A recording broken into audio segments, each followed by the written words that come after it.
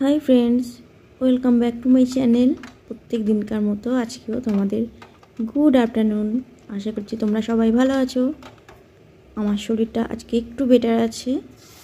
দেখো আজকে আমি তোমাদের সাথে চলে আসলাম অন্য আরেকটা রেসিপি নিয়ে। তোমরা দেখতে থাকো, সঙ্গে থাকো। যদি ভালো লাগে তাহলে সাবস্ক্রাইব, শেয়ার, লাইক, কমেন্ট করে আমার চ্যানেলে থেকে যেও। তাহলে চলো আজকে শুরু করা যাক রেসিপিটা। তাহলে আমি এবার রেসিপিতে চলে যাই।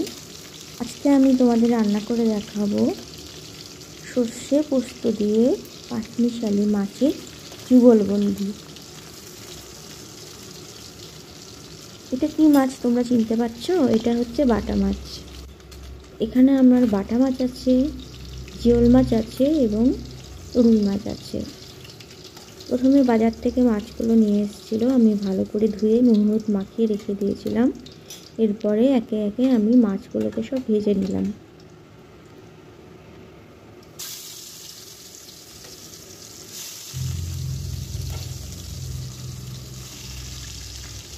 তোমরা এই পাঁচমিশালি মাছ খেতে কে কে ভালোবাসো একটু কমেন্ট করে প্লিজ জানিও। এই মাছগুলো খেতে কিন্তু খুবই টেস্টি হয়। দেখো মাছের ওই তেলের মধ্যে আমি 5 ফোড়ন সম্বরা দিলাম এবং কিছুটা পেঁয়াজ কুচিয়ে ভেজে নিলাম।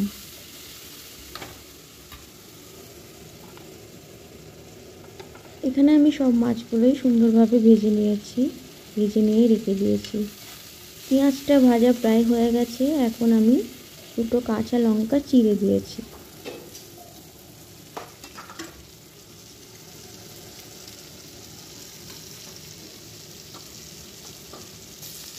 এবারে একটা গোটা টমেটোকে কুচি করে দিয়েছি এবং কিছুটা মটরশুঁটি এর মধ্যে দিয়ে একটু ভালো করে ভেজে নিচ্ছি। এবারে আমি যে সর্ষে আর পোস্তটা বেটে রেখেছিলাম সেটা একটু জলে গুলে এর মধ্যে দিয়ে দিলাম।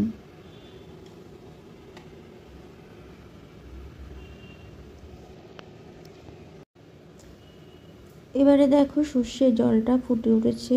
আমি এর মধ্যে একটু সামান্য পরিমাণে হলুদ দিলাম, বেশি হলুদ দেব না কারণ পোস্ত দেওয়া আছে। এরপরে আমি ধনের পাতা কুচিয়ে দিলাম।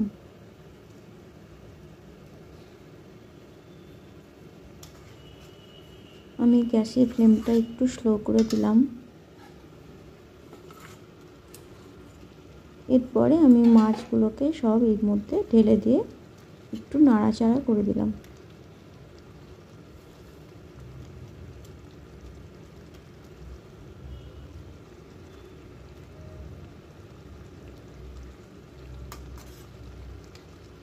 গ্যাসের ফ্লেমটা আমি একটু বাড়িয়ে দিয়েছিলাম। দেখো সুন্দরভাবে ফুটছে।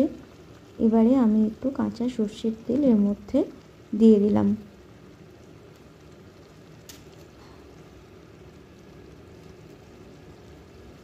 একটা সুন্দর গন্ধ বেরিয়েছে।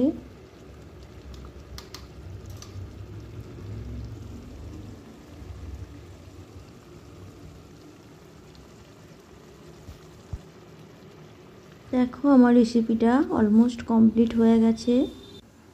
কেমন হয়েছে তোমরা কিন্তু অবশ্যই জানাবে কমেন্ট করে। যদি ভালো লাগে তাহলে একটা করে লাইক করবে। আজকে তাহলে আসি, টাটা।